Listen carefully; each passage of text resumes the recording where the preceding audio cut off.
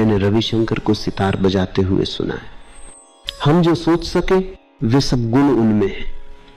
उनका व्यक्तित्व गायक का है, अपने वाद्य यंत्र पर उनका पूर्ण अधिकार है और उनमें नवीनता उत्पन्न करने की योग्यता है, जो कि शास्त्रीय संगीतज्ञों में दुर्लभ ही होती है। रविशंकर को नवीनता से बहुत प्रेम है। इन्होंने यहूदी मेनुहिन की वायलिन के साथ अपनी सितार की जुगलबंदी की है। दूसरा कोई भी भारतीय सितारा वादक इसके लिए तैयार नहीं होता, क्योंकि इसके पहले किसी ने ऐसा प्रयोग नहीं किया। वायलिन के साथ सितार वादन, क्या तुम पागल हो? परंतु नए की खोज करने वाले लोग थोड़े पागल ही होते हैं, इसीलिए तो वे नवीनता को जन्म दे सकते। तथाकथित स्वस्थ दिमाग वाले लोग सुबह से रात तक परंपरागत जीवन ही जीते हैं। रात से सुबह तक कुछ कहा ही नहीं जाना चाहिए। नए की कहने में मुझे कुछ डर है, लेकिन मैं उनकी बात कर रहा हूं। वे आजीवन लकीर के फकीर बने रहते हैं और परंपरागत नियमों के आधार पर ही चलते हैं। वे कभी भी निर्धारित पथ से जरा भी इधर उधर नहीं होते। परंतु नए का सृजन करने वालों को परंपरा और रूढ़ी के बाहर जाना ही पड़ता है। कभी कभी परंपरा से हटकर भी चलना चाहिए। नियमों को न मानने पर जोर दिया जाना चाहिए और इससे बहुत लाभ होता है। मेरी इस बात पर विश्वास करो, इससे फायदा होता है, क्योंकि इससे सदा कुछ नया उजागर हो जाता है। अपने ही भीतर छिपा हुआ अचानक उजागर हो जाता है। माध्यम चाहे कुछ भी हो, सितार, वायलिन या बांसुरी, बजाने वाला भीतर से तो वही है। अलग अलग रास्ते उसी बिंदु पर पहुंचाते। वर्तुल की भिन्न भिन्न रेखाएं एक ही केंद्र पर पहुंचती। नवीनता उत्पन्न करने वाले लोगों को कुछ सन की होना ही होता है, रूढ़ि मुक्त। और रविशंकर सचमुच रूढ़ि मुक्त हैं। पहला, वे एक पंडित हैं, ब्राह्मण हैं और उन्होंने एक मुसलमान लड़की से शादी की। भारत में तो ऐसा कोई सोच भी नहीं सकता कि एक ब्राह्मण मुसलमान लड़की से शादी कर ले। रविशंकर ने ऐसा किया, और वह भी किसी साधारण मुसलमान लड़की से नहीं, बल्कि अपने गुरु की बेटी से विवाह कर लिया। वो तो और भी अपरंपरागत हो गया। इसका मतलब यह है कि वर्षों तक उन्होंने इस बात को अपने गुरु से छिपाया। जैसे ही गुरु को इस बात का पता चला, वैसे ही उन्होंने इसकी अनुमति दे दी। और सिर्फ अनुमति ही नहीं दी, साथ में स्वयं ने इस विवाह का आयोजन भी किया। उनका नाम अलाउद्दीन खान था और ये तो रविशंकर से भी अधिक क्रांतिकारी थे। मैं मस्तों के साथ उनसे मिलने गया था। मस्तों मुझे अनूठे लोगों से मिलाते थे। अलाउद्दीन खान तो उन दुर्लभ लोगों में से अति विशिष्ट थे। मैं कई अनोखे लोगों से मिला हूं, किंतु अलाउद्दीन जैसा दूसरा दिखाई नहीं दिया। वे अत्यंत वृद्ध थे। 100 वर्ष की उम्र पूरी करने के बाद ही उनकी मृत्यु हुई। जब मैं उनसे मिला तो वे जमीन की ओर देख रहे थे। मेरी समझ में कुछ नहीं आया। मैंने मस्तों को चिमटी भरी, किंतु मस्तों फिर चुप रहे, जैसे कि कुछ भी नहीं हुआ। तब मैंने मस्तों को और भी ताकत से चिमटी काटी, फिर भी उन पर कोई असर नहीं हुआ। तब तो मैंने चिमटी काटने में अपनी पूरी ताकत लगा दी और तब उन्होंने कहा, ओ। उस समय मैंने अलाउद्दीन खान की उन आंखों को देखा। उस समय वे बहुत वृद्ध थे। उनके चेहरे की रेखाओं पर अंकित सारे इतिहास को पढ़ा जा सकता था। उन्होंने सन 1857 में हुए भारत के प्रथम स्वतंत्रता विद्रोह को देखा था। वो उनको अच्छी तरह से याद था। इससे यह अनुमान किया जा सकता है कि उस समय वे इतने बड़े तो अवश्य रहे होंगे कि उस समय की घटनाओं को याद रख सके। उन्होंने सारी शताब्दी को गुजरते देखा था और इस अवधि में वे केवल सितार ही बजाते रहे। दिन में कभी 8 घंटे, कभी 10 घंटे, कभी 12 घंटे। भारतीय शास्त्रीय संगीत की साधना बहुत कठिन है। यदि अनुशासित ढंग से इसका अभ्यास न किया जाए तो इसकी निपुणता में कसर रह जाती है। संगीत पर अपना अधिकार जमाए रखने के लिए सदा उसकी तैयारी में लगे रहना पड़ता है। इसके अभ्यास में जरा सी भी लापरवाही नहीं करनी चाहिए, क्योंकि इसकी प्रस्तुति में वह त्रुटि तत्क्षण खटक जाती है। एक प्रसिद्ध संगीतज्ञ ने कहा है, अगर मैं 3 दिन तक अभ्यास न करूं तो श्रोताओं को इसका पता चल जाता है। अगर मैं 2 दिन अभ्यास न करूं तो संगीत के विशेषज्ञों को पता चल जाता है, और अगर मैं 1 दिन अभ्यास न करूं तो मेरे शिष्यों को मालूम हो जाता है। जहां तक मेरा अपना प्रश्न है, मुझे तो निरंतर अभ्यास करना पड़ता है। एक क्षण के लिए भी मैं इसे छोड़ नहीं सकता, अन्यथा तुरंत मुझे खटक जाता है कि कहीं कुछ गड़बड़ है। रात की अच्छी नींद के बाद सुबह मुझे कुछ खोया खोया सा लगा है। भारतीय शास्त्रीय संगीत बहुत ही कठोर अनुशासन है, परंतु यदि तुम इस अनुशासन को अपनी इच्छा से अपने ऊपर लागू करो तो यह तुम्हें यथेष्ट स्वतंत्रता भी देता है। सच तो यह है कि अगर समुद्र में तैरना हो तो तैरने का अभ्यास अच्छी तरह से करना पड़ता है, और अगर आकाश में उड़ना हो तो बड़े कठोर अनुशासन की आवश्यकता होती है, लेकिन ये किसी और के द्वारा तुम्हारे ऊपर थोपा नहीं जा सकता। सच तो यह है कि जब कोई दूसरा तुम पर अनुशासन ला दे तो ये बहुत अप्रिय लगता है। अनुशासन शब्द के अप्रिय हो जाने का मुख्य कारण यही है। अनुशासन शब्द वास्तव में पर्यायवाची बन गया है माता पिता, अध्यापक जैसे लोगों की कठोरता का, जो अनुशासन के बारे में कुछ भी नहीं जानते। उनको तो इसका स्वाद भी मालूम नहीं। संगीत का वो गुरु ये कह रहा था कि अगर मैं कुछ घंटे भी अभ्यास न करूं तो दूसरे किसी को तो पता नहीं चलता, परंतु फर्क मालूम हो जाता है। इसलिए इसका अभ्यास निरंतर करते रहना होता है, और जितना ज्यादा तुम अभ्यास करो उतना ही ज्यादा अभ्यास करने का अभ्यास हो जाता है और वो आसान हो जाता है। तब धीरे धीरे अनुशासन अभ्यास नहीं बल्कि आनंद हो जाता है। मैं शास्त्रीय संगीत के बारे में बात कर रहा हूं, मेरे अनुशासन के बारे में नहीं। मेरा अनुशासन तो आरंभ से ही आनंद है, शुरुआत से ही आनंद की शुरुआत है। इसके बारे में मैं बाद में आप लोगों को बताऊंगा। मैंने रविशंकर को कई बार सुना है, उनके हाथ में स्पर्श है, जादू का स्पर्श, जो कि इस दुनिया में बहुत कम लोगों के पास होता है। संयोगवश उन्होंने सितार को हाथ लगाया और इस पर उनका अधिकार हो गया। सच तो यह है कि उनका हाथ जिस यंत्र पर भी पड़ जाता उसी पर उनका अधिकार हो जाता। अपने आप में यंत्र तो गौण है, महत्वपूर्ण है उसको बजाने वाला। रविशंकर तो अलाउद्दीन खान के प्रेम में डूब गए, और अलाउद्दीन खान की महानता या ऊंचाई के बारे में कुछ भी कहना बहुत मुश्किल है। हजारों रविशंकरों को एक साथ जोड़ देने पर भी वे उस ऊंचाई को छू नहीं सकते। अलाउद्दीन खान वास्तव में विद्रोही थे। वे संगीत के मौलिक स्रोत थे और अपने मौलिक सूझबूझ से उन्होंने इस क्षेत्र में अनेक नई चीजों का सृजन किया था। आज के प्रायः सभी भारतीय बड़े संगीतज्ञ उनके शिष्य रह चुके। आदर से उन्हें बाबा कहा जाता था। बाबा कहा जाता था ऐसा अकारण ही नहीं है कि उनके चरण स्पर्श करने के लिए दूर दूर से सब प्रकार के कलाकार, नर्तक, सितार वादक, बांसुरी वादक, अभिनेता आदि आते थे। मैंने उन्हें जब देखा तो वे 90 वर्ष पार कर चुके थे। उस समय वे सचमुच बाबा थे और यही उनका नाम हो गया था। वे संगीतज्ञों को विभिन्न वाद्य यंत्र बजाना सिखाते थे। उनके हाथ में जो भी वाद्य यंत्र आ जाता वे उसको इतनी कुशलता से बजाते मानो वे जीवन भर से उसी को बजा रहे हैं। मैं जिस विश्वविद्यालय में पढ़ता था वे उसके नजदीक ही रहते थे, बस कुछ ही घंटों का सफर था। कभी कभी मैं उनके पास जाता था, तभी जाता जब वहां कोई त्योहार न होता। वहां पर सदा कोई न कोई त्योहार मनाया जाता था। शायद मैं ही एक ऐसा व्यक्ति था जिसने उनसे पूछा कि बाबा मुझे किसी ऐसे दिन का समय दो जब यहाँ पर कोई त्योहार न हो।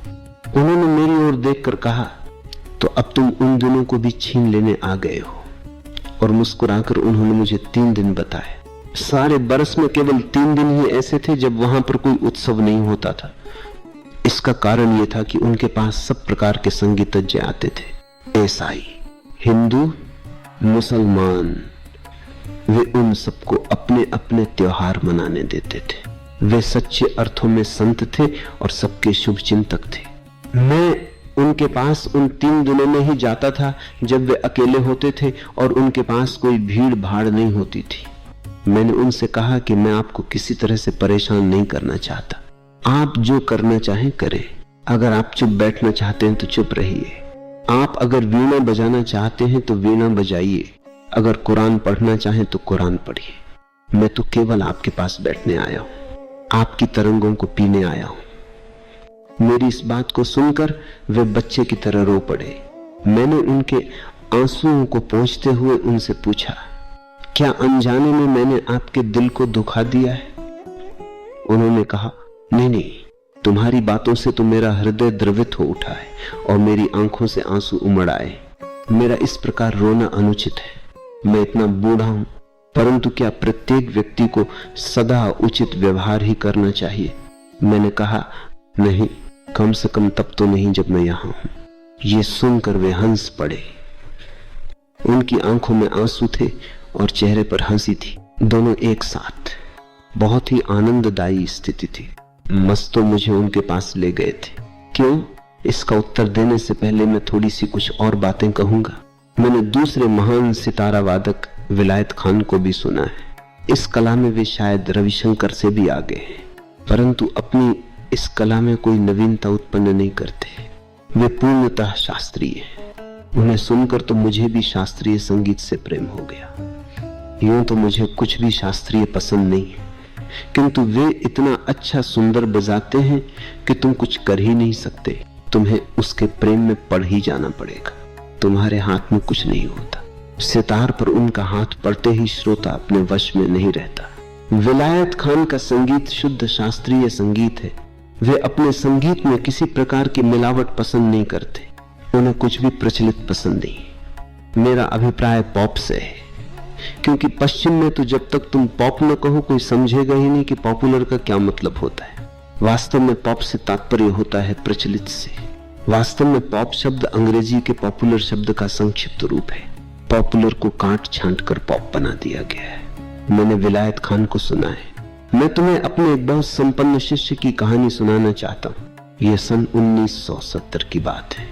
उसके बाद तो मुझे उनका कोई समाचार नहीं मिला।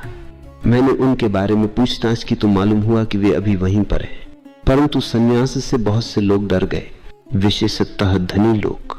ये भारत के अति संपन्न परिवारों में से एक था। मुझे बड़ी हैरानी हुई जब एक दिन उनकी पत्नी ने मुझसे कहा, मैं केवल आपको ही ये बात बता सकती हूँ कि पिछले 10 वर्ष से मुझे विलायत खान से प्रेम है। मैंने कहा, तो इसमें गलत क्या है? विलायत खान, कुछ भी गलत नहीं है। उसने कहा, आप समझ नहीं, मेरा मतलब उनकी सितार से नहीं, मैं तो उनके बारे में कह रही हूं। मैंने कहा, हाँ, उनके बिना तुम्हारे लिए उनकी सितार का क्या मतलब? यह सुनते ही अपने माथे को हाथ से ठूंकते हुए उसने कहा, आपकी समझ में कुछ नहीं आ रहा। मैंने कहा, हाँ, लगता तो कुछ ऐसा ही है, किंतु यह तो मैं समझ गया हूं कि तुम विलायत खान से प्रेम करती हो। ये तो बिल्कुल ठीक ही है। मैं तो सिर्फ कह रहा हूं कि इसमें कुछ भी गलत नहीं है। पहले तो उसने मुझे अविश्वास से देखा, क्योंकि भारत में अगर ऐसी बात किसी धार्मिक आदमी से कही जाए कि एक हिंदू पत्नी किसी मुसलमान संगीतज्ञ, गायक या नर्तक से प्रेम करती है, तो वह निश्चित ही उसे आशीर्वाद नहीं देगा। संभावना तो यही है कि वो अभिशाप ही देगा, और अगर वह इसके लिए उसे क्षमा कर दे तो वह अत्यंत आधुनिक दृष्टिकोण माना जाएगा। मैंने उससे कहा, इसमें तो कोई बुराई नहीं, कुछ भी गलत नहीं है। प्रेम करो, तुम जिसे भी चाहो उससे प्रेम करो, और प्रेम में जाति और धर्म बाधा नहीं डाल सकते। उसने मेरी ओर ऐसे देखा जैसे कि मुझे किसी से प्रेम हो गया है, मानो वह कोई संत है जिसे मैं अपने प्रेम की बात बता रहा हूं। मैंने कहा, तुम तो मुझे ऐसे देख रही हो जैसे कि मुझे उनसे प्रेम हो गया है। ये भी सच है, मुझे उनके सितार वादन से बहुत प्रेम है, लेकिन उनसे नहीं। वे बहुत ही घमंडी हैं। अधिकांश कलाकार इसी प्रकार अहंकारी और घमंडी होते हैं। रविशंकर तो और भी अधिक अहंकारी हैं, शायद इसलिए कि वे ब्राह्मण हैं। ये तो ऐसे है जैसे दो बीमारियां एक साथ हों, एक तो ब्राह्मण और दूसरे शास्त्रीय संगीतज्ञ। तीसरा कारण यह भी है कि इन्होंने महान अलाउद्दीन खान की बेटी से विवाह किया है और ये उनके दामाद हैं। अलाउद्दीन खान इतने सम्मानित थे कि उनका दामाद बनना अपने आप में स्वयं एक प्रमाण था कि तुम एक बहुत बड़े कलाकार हो। परंतु उनके दुर्भाग्य से मैं मस्तों को भी सुन चुका था। जैसे ही मैंने उनको सुना, मैंने कहा, अगर दुनिया तुम्हारे बारे में जानती तो वह इन सब रविशंकरों और विलायत खानों को भूल जाती और इन्हें माफ कर देती। मस्तों ने कहा, दुनिया को मेरे बारे में कभी मालूम ही ना होगा, केवल तुम ही मुझे सुन सकोगे। तुम लोगों को यह जानकर आश्चर्य होगा कि मस्तों बहुत से वाद्य यंत्रों को बजाते थे। वे बहुआयामी प्रतिभावान व्यक्ति थे। वे जिस चीज को हाथ लगाते वही सुंदर बन जाती। वे चित्र भी बनाते थे, पिकासो से कहीं अधिक अर्थ वाले और कहीं अधिक सुंदर। परंतु उन्होंने अपने इस सब चित्रों को नष्ट कर दिया। उन्होंने कहा कि मैं समय की रेत पर कोई पद चिन्ह नहीं छोड़ना चाहता, पर कभी कभी वह पागल बाबा के साथ संगीत बजाते थे। इसलिए मैंने उनसे पूछा, पागल बाबा के बारे में तुम्हें क्या कहना है? उन्होंने कहा, मेरा सितार तो तुम्हारे लिए आरक्षित है। पागल बाबा ने भी उसे नहीं सुना है। पागल बाबा के लिए कुछ और ही आरक्षित है। कृपा करके उसके बारे में तुम मुझसे मत पूछना, तुम शायद ही उसे सुनो। स्वभावतः मैं जानना चाहता था कि वह क्या है। मैं उत्सुक था। फिर उनसे कहा, मैं अपनी उत्सुकता को अपने भीतर दबाए रखूंगा और किसी से कुछ नहीं पूछूंगा। मैं जानता हूं कि इसके बारे में मैं अगर बाबा से पूछूं तो बाबा मुझसे झूठ नहीं बोलेंगे, परंतु मैं उनसे नहीं पूछूंगा, इतना मैं तुमसे वादा करता हूं। उन्होंने हंसकर कहा, अच्छा तो सुनो, जब बाबा इस संसार में नहीं रहेंगे तो मैं उस वाद्य यंत्र को तुम्हारे लिए अवश्य बजाऊंगा। इसके पहले तो मैं तुम्हारे लिए या किसी और के लिए नहीं बजा सकता। और जिस दिन पागल बाबा की मृत्यु हुई, मेरे मन में यह पहला प्रश्न उठा, वह वाद्य यंत्र कौन सा है? यही तो समय है। इस उत्सुकता के लिए मैंने अपने आप को बहुत कोसा, परंतु इसका कोई असर नहीं हुआ और बार बार यही प्रश्न मेरे सामने खड़ा हो जाता, मस्तों का वह वाद्य यंत्र कौन सा है? मनुष्य में उत्सुकता बहुत गहरी होती है। ईव को सांप ने नहीं बहकाया था, उसको और अदम को कौतूहल ने बहकाया था, और यह क्रम आज तक इसी प्रकार चलता रहा है। ऐसे ही सदा होता रहे। अजीब बात है कि लोग कौतूहल का ही पीछा करते। यह कोई बड़ी बात नहीं थी। मैंने मस्तों को दूसरे वाद्य यंत्रों को बजाते सुना था। शायद वे इसको बजाने में अधिक कुशल हों। तो क्या हुआ? एक आदमी अभी अभी मरा है और तुम यही सोच रहे हो कि मस्तों अब तुम्हारे लिए कौन सा यंत्र बजाएगा। किंतु यह स्वाभाविक है। मानव स्वभाव ऐसा ही होता है। गनीमत है कि मनुष्य के सिर में खिड़कियां नहीं लगी हुई हैं, नहीं तो सबको मालूम हो जाता कि इस सिर के भीतर क्या चल रहा है। तब तो मुसीबत हो जाती, क्योंकि लोगों ने अपने चेहरे पर जो मुखौटे लगा रखे हैं वे बिल्कुल भिन्न हैं, झूठ है। अपने भीतर वे क्या हैं? हजारों चीजें एक साथ प्रवाहित हो रही हैं। अगर हमारे सिर में खिड़कियां लगी होती तो जीना मुश्किल हो जाता है। परंतु मुझे यह विचार अच्छा लगा। इससे लोगों को मौन होने में बहुत सहायता मिलती, क्योंकि तब कोई भी लोगों के सिरों में झांक कर देखता तो उसे मालूम होता कि वहां तो देखने को कुछ भी नहीं है। मौन लोग मुस्कुराकर अपने पड़ोसियों की ओर देखते और कहते, देखो भाई देखो, जितना चाहो देखो, परंतु सिर पर खिड़की ही नहीं है, वो तो बिल्कुल बंद है। बाबा की मृत्यु के समय में केवल मस्तों के वाद्य यंत्र के बारे में ही सोच रहा था। मुझे माफ करना, किंतु मैंने सारी सच्ची बातें बताने का फैसला किया है। और तुम लोग ये याद रखो कि मैं सारा सच बताकर ही रहूंगा, इसमें चाहे कितना ही समय क्यों न लग जाए। देवगीत, देवराज और आंसू, इसे कहने में मुझे चाहे बरसों लग जाएं, और तब मैं तुमसे कहूंगा कि इस पुस्तक को जल्दी समाप्त करो।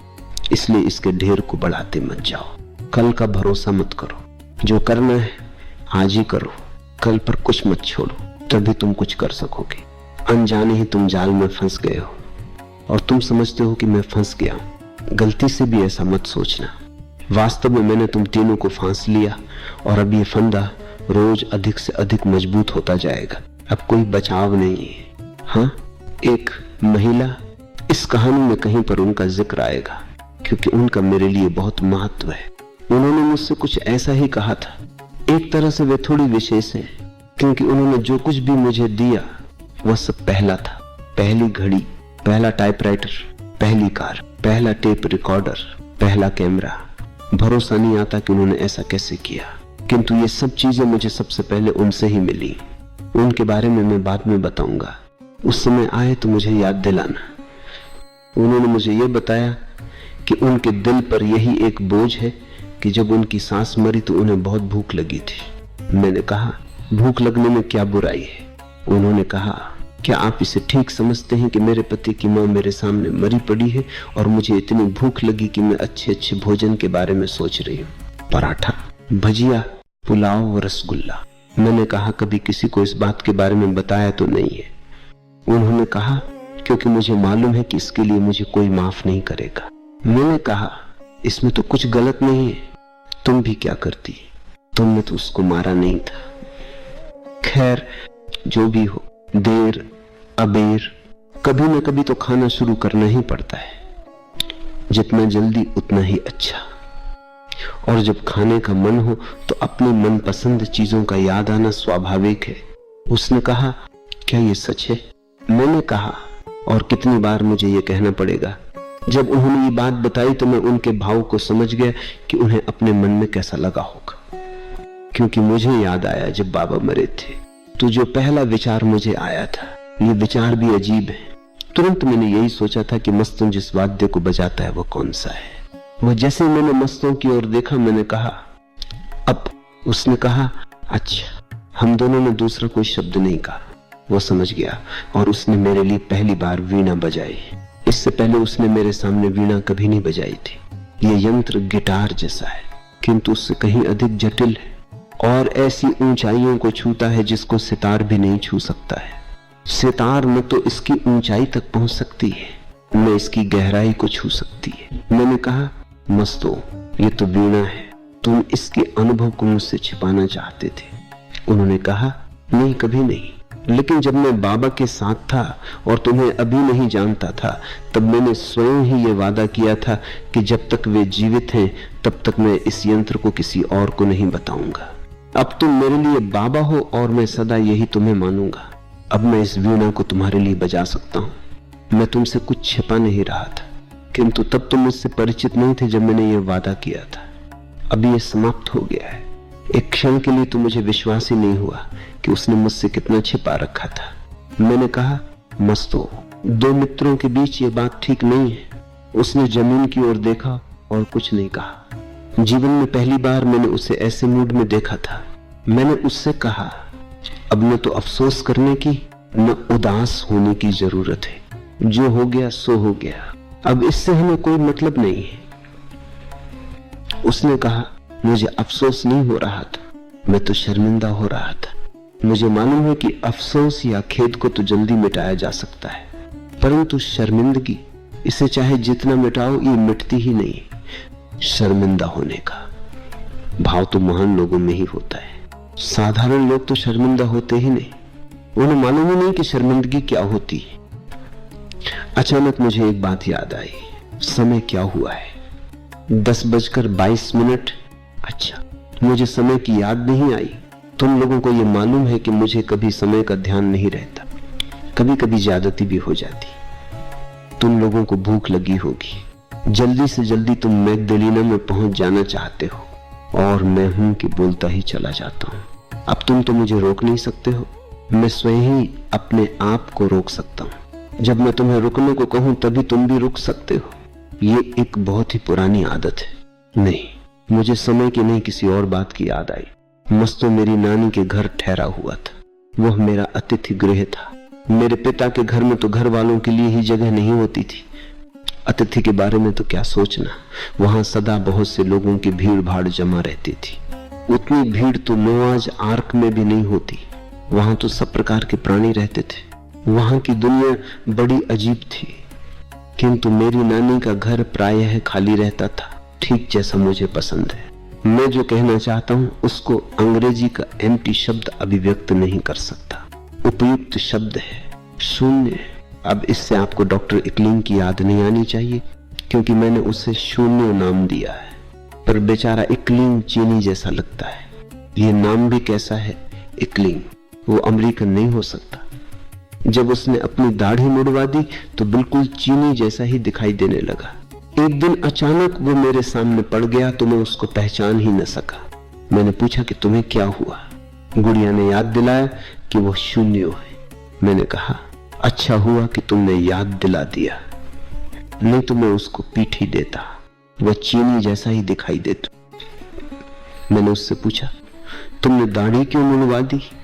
सच तो यह है कि अगर डॉक्टरों के इतिहास को देखा जाए तो हमें मालूम होता है कि किसी अनजान कारण से सारे महान डॉक्टरों ने दाढ़ी रखी हुई थी। शायद उनके पास हजामत करने का समय ही नहीं था, शायद उनकी पत्नियां ही नहीं थी, इसलिए उनको किसी की परवाह नहीं थी। मैंने उससे पूछा कि किसने तुम्हें यह बताया है कि अमेरिका में डॉक्टर बनने के लिए दाढ़ी मुड़वानी पड़ती है? शून्य से तुम फिर डॉक्टर इकलिंग बन गए हो। क्या तुम बिल्ली हो? कहा जाता है कि बिल्ली के 9 जीवन होते हैं। मिस्टर इकलिंग, तुम्हारे कितने जीवन हैं? मेरी नानी का घर बिल्कुल शून्य था। वो एक मंदिर की तरह खाली था और वे उसे बहुत ही साफ सुथरा रखती थी। मुझे गुड़िया कई कारणों से पसंद है। एक कारण तो यही है कि हर चीज को साफ रखती है। कभी कभी तो वो सफाई के लिए मुझे भी टोक देती है, और जब वो सफाई के लिए ऐसा करती है तो मुझे उससे सहमत होना पड़ता है। वह मेरी नानी की तरह ही संवेदनशील है।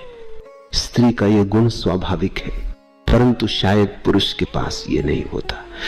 पुरुष अगर गंदा हो तो हम ये सोचकर उसे सहन कर लेते हैं कि आखिर वह पुरुष है, परंतु अगर स्त्री गंदी हो तो सहन नहीं होती। स्त्री तो स्वभाव से ही सफाई पसंद होती है, इसलिए वह स्वयं को और अपने अपने आसपास के वातावरण को अनायास ही साफ सुथरा रखती है। और गुड़िया तो अंग्रेज है, पक्की अंग्रेज है। सारी दुनिया में केवल 2 ही पक्के अंग्रेज हैं, गुड़िया और सागर। नानी सफाई का इतना ध्यान रखती थी कि उनके लिए तो भगवान का स्थान भी सफाई के बाद ही आता था। वे दिन भर सफाई करती रहती। किसके लिए? वहां तो केवल मैं ही रहता था। सुबह मैं घर से बाहर चला जाता था और शाम को ही वापस आता था। नानी सारा दिन सफाई में व्यस्त रहती थी। एक बार मैंने उनसे पूछा कि क्या तुम सफाई करते करते थकती नहीं? और कोई भी तो तुम्हें सफाई के लिए नहीं कहता। नानी ने कहा, इस सफाई से मुझे बहुत लाभ हुआ है। मेरे लिए यह प्रार्थना बन गई है। तुम मेरे लिए अतिथि हो, तुम यहां रहते नहीं हो। रहते हो क्या? तुम अतिथि हो। अपने अतिथि के लिए मुझे अपना घर तैयार रखना पड़ता है। भारत में अतिथि को भगवान माना जाता है। नानी ने कहा, तुम मेरे भगवान हो। मैंने कहा, नानी तुम पागल हो गई हो क्या? मैं तुम्हारा भगवान हूं। तुमने तो कभी किसी भगवान में विश्वास नहीं किया। उन्होंने कहा, मैं तो केवल प्रेम में विश्वास करती हूँ और वह मुझे मिल गया है। अब मेरे प्रेम के इस मंदिर में तुम ही एकमात्र अतिथि हो। इस मंदिर को मुझे जितना साफ हो सके उतना साफ रखना है। नानी का घर अतिथि गृह था, सिर्फ मेरे लिए ही नहीं बल्कि मेरे मेहमानों के लिए भी। मस्तों जब भी आते वहीं ठहरते थे। मैं जिसे भी वहां लाता नानी उसकी देखभाल बहुत अच्छी तरह से करती। मैं उनसे कहता, नानी इतना अधिक परेशान होने की कोई जरूरत नहीं है। वे कहती, ये तुम्हारे मेहमान हैं, इसलिए इनकी देखभाल तो मुझे अपने मेहमानों से भी अधिक करनी चाहिए। मैंने नानी को मस्तों से बात करते हुए कभी नहीं देखा। कभी कभी वे एक साथ बैठे हुए दिखाई देते, परंतु मैंने उनको आपस में बात करते हुए कभी नहीं देखा। बड़ी अजीब बात है। मैंने नानी से पूछा, तुम उनसे बात क्यों नहीं करती? क्या वे तुम्हें अच्छे नहीं लगते? उन्होंने कहा, मुझे वे बहुत अच्छे लगते हैं, परंतु बात करने की जरूरत ही नहीं, क्योंकि कहने को कुछ नहीं है। न मुझे कुछ कहना है न उन्हें कुछ कहना है। हम लोग तो चुपचाप बैठकर अपना सिर हिला देते। चुपचाप बैठना बहुत अच्छा लगता है। तुम्हारे साथ में बात करती, तुमसे मुझे कई बातें पूछनी होती और तुम्हें भी मुझे बहुत कुछ बताना होता है। तुम्हारे साथ बातचीत करना बहुत अच्छा लगता है। मेरी समझ में आ गया कि इन दोनों का संबंध दूसरे ही स्तर का है। नानी का और मेरा संबंध अलग ही ढंग का था, और वही एकमात्र ढंग नहीं था। उस दिन से हम दोनों के बीच भी बातचीत कम होती गई और फिर बिल्कुल बंद हो गई। तब हम चुपचाप घंटों बैठे रहते। नानी का घर बहुत ही सुंदर था। वह नदी के किनारे था। नदी शब्द बोलते ही मेरा हृदय गीत गाने लगता है। उस नदी को मैं दोबारा नहीं देख सकूंगा। इसकी जरूरत भी नहीं है, क्योंकि मैं अपनी आंखों को बंद करके उसे देख सकता हूं। मैंने सुना है वह स्थान अब उतना सुंदर नहीं रहा। उसके नजदीक बहुत से मकान बन गए हैं, दुकानें बन गई हैं, अच्छा खासा बाजार लग गया है। नहीं, अब मैं नहीं जाना चाहता। अगर मुझे वहां जाना भी पड़े तो मैं अपनी आंखें बंद कर उसी पुरानी सुंदर जगह को देखना चाहता हूं। बड़े बड़े वृक्ष और छोटा सा मंदिर, अभी भी मुझे उसकी घंटी बजती हुई सुनाई देती। अभी कुछ दिन पहले एक आदमी मेरे लिए कुछ घंटियां लाया था। ऐसी तो बहुत कम दिखाई देती। ये तिब्बत की घंटियां हैं, हालांकि कैलिफोर्निया में बनाई गई है, पर इन घंटियों का डिजाइन तिब्बती है। कैलिफोर्निया में बनती है, फिर भी इनमें कुछ सुधार हो गया है। तिब्बती घंटियां बहुत बेडौल होती हैं, किंतु ये कांच की बनी हुई हैं और बहुत सुंदर और परिष्कृत है। तुम्हारे लिए मैं इनका वर्णन करना चाहता हूँ। ये आम प्रचलित घंटियों जैसी नहीं है, ये प्लेट जैसी है। यदि बहुत सी प्लेटों को एक साथ एक दूसरे के ऊपर रख दिया जाए तो हवा के झोंके से ये एक दूसरे से टकराकर बड़ी मधुर आवाज करती है। ये घंटियां बहुत सुंदर हैं। कभी कभी कैलिफोर्निया में भी अच्छी चीजें बन जाती हैं। आमतौर पर कैलिफोर्निया में बनी हुई चीजें ऐसी वैसी ही होती हैं, पर कभी कभी वे अच्छी चीजें भी करते हैं। मैंने बहुत प्रकार की घंटियां देखी। कलिम्पोंग में एक तिब्बती लामा ने एक बार मुझे ऐसी ही एक तिब्बती घंटी दिखाई थी जिसे मैं आज तक भूल नहीं सका। इसके बारे में मैं अवश्य तुम लोगों को बताना चाहता हूँ। तुम उसको शायद कभी नहीं देख सकोगे, क्योंकि वह अब गायब होते हुए तिब्बत का ही विशेष अंग है। जल्दी ही ये सब गायब हो जाएगा। ये घंटी जो मैंने देखी थी सचमुच विचित्र थी। मैंने भारत में घंटियां देखी, इसलिए मुझे भारतीय घंटियों की ही जानकारी थी। ये छत से लटकाई जाती हैं और उसमें एक डंडी रहती है। इससे घंटी पर एक और चोट लगाई जाती है। यह घंटी सोए हुए भगवान को जगाने के लिए होती है। मैं इसके सौंदर्य को समझ सकता हूँ। आदमी को ही नहीं, भगवान को भी जगना पड़ता है। परंतु यह तिब्बती घंटी तो बिल्कुल अलग ही ढंग की थी। इसको छत से नहीं लटकाया जाता, इसको जमीन पर रखा जाता है। मैंने कहा, क्या ये घंटी है? ये तो घंटी जैसी दिखाई नहीं देती। उस लामा ने हंसकर कहा, आप देखते जाइए, ये कोई मामूली घंटी नहीं है, ये एक विशेष घंटी है। तब उसने अपने थैले में से लकड़ी का बना हुआ एक छोटा गोल हैंडल निकाला। जब वह उस हैंडल को उस तथाकथित घंटी के भीतर गोल गोल घुमाने लगा, वह घंटी तो एक बर्तन जैसी दिखाई देती थी। थोड़ी देर इस प्रकार घूमने के बाद उसने हैंडल को ऐसी जगह पर चोट लगाई जहां पर कोई निशान बना हुआ था। और आश्चर्य, उस घंटी ने एक पूरे तिब्बती मंत्र को दोहरा दिया। वो मंत्र था मणिपद्य हुम। जब पहली बार मैंने सुना तो मैं अपने कानों पर विश्वास न कर सका। घंटी ने इस मंत्र को बड़ी स्पष्टता से दोहराया। उसने कहा, ऐसी घंटी हर तिब्बती मठ में पाई जाती है, क्योंकि हम स्वयं इस मंत्र को उतनी बार नहीं दोहरा सकते जितनी बार हमें दोहराना चाहिए, इसलिए इस घंटी से दोहराते हैं। मैंने कहा, वाह, क्या कहने इस घंटी के, ये गूंगी नहीं। उसने कहा, बिल्कुल नहीं। और क्या आपको मालूम है कि अगर गलत जगह पर चोट कर दी जाए तो ये चिल्ला उठेगी। ये मंत्र को तभी दोहराती है जब सही जगह पर चोट की जाती है, अन्यथा ये चीखती चिल्लाती है, सब तरह का शोरगुल करती है, मगर मंत्र नहीं दोहराती। मैं लद्दाख भी गया था। ये प्रदेश भारत और तिब्बत के बीच में है। अब शायद लद्दाख इस दुनिया का सबसे अधिक महत्वपूर्ण धार्मिक देश बन जाएगा, जैसा कि कभी तिब्बत था। अब तो तिब्बत समाप्त हो गया है, उसकी हत्या कर दी गई, खून कर दिया गया है। लद्दाख में मैंने ऐसी ही घंटियां देखी थी, किंतु वे बहुत बड़ी थी, मकान जैसी। तुम उनके भीतर लटकती हुई लोहे की छड़ी को पकड़कर विशेष जगह पर चोट करने से अपनी इच्छानुसार किसी भी मंत्र को दोहरा सकते हो। बस उस घंटी की भाषा की जानकारी होनी चाहिए। वो कंप्यूटर जैसी है। नानी मस्तों से कभी बात नहीं करती थी, वे दोनों चुपचाप बैठे रहते थे। हमें भी अब चुपचाप बैठना चाहिए। मेरे लिए 10 मिनट, भगवान के लिए वो है या नहीं, शिथिल हो जाओ, आराम से बैठो। सत्यम शिवम सुंदरम। मैं तो हूं नहीं और तुम मुझ तक पहुंचना चाहते हो। सब देख सकते हैं, क्या तुम देख सकते हो? मैंने कुछ मिनट इसे जारी रखो, बस 2 मिनट, क्योंकि मैं किसी चीज की प्रतीक्षा कर रहा हूं, इसलिए थोड़ा सजग रहो। अच्छा है।